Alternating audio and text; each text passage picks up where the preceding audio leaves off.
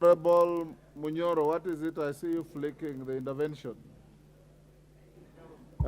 Thank you, Honorable Speaker. Order, honorable members. I was raising on a statement you gave, Honorable Speaker, that you are not aware of where Honorable Junet Mohammed is. And my understanding is that whenever an honorable member is traveling out of the country, he should be informing the Honorable Speaker that he's not in the country. I just wanted your clarification, Honorable Speaker. Order, honorable members. Order, honorable members. For avoidance of any doubt to any member, Article 103 of the Constitution, as you all know, requires that you leave jurisdiction only with the permission of Mr. Speaker. And in the absence of that, you can lose your seat. And remember also Standing Order 257A. It says any member, and lawyers like my distinguished colleague Kajwang can buttress this if they wish. Any member who wants to leave jurisdiction, you simply write to Mr. Speaker to notify him that you are leaving. He will give you permission or may decline to give you permission. It also says the clerk keeps that record, and with the permission of Mr. Speaker, it may be released to any other party to use against you.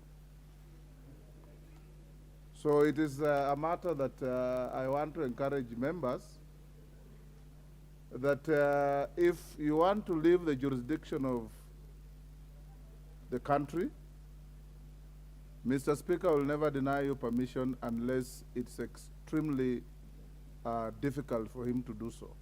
So just write to the office of Mr. Speaker, and many of you do.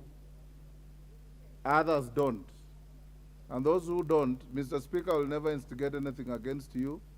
But if your opponents and other people instigate and they demand evidence from Parliament, if we don't know, we have no reason to withhold that evidence. We get the point, Mr. Munyoro? Member rose on a point of order to raise this matter.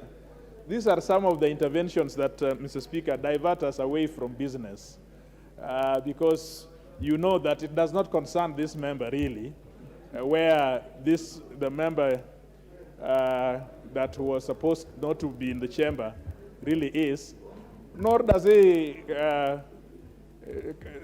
help him in any way to know where the chief whip of this side. Honorable Kajwang, when we started the House, there was no quorum. And I asked where the whips were. And I asked that I have not seen your whip for quite some time. So I was concerned as to whether he was well or unwell. That is how it came up. Now you understand. Understand. In fact, Mr. Speaker, you must be concerned about your House leadership every time.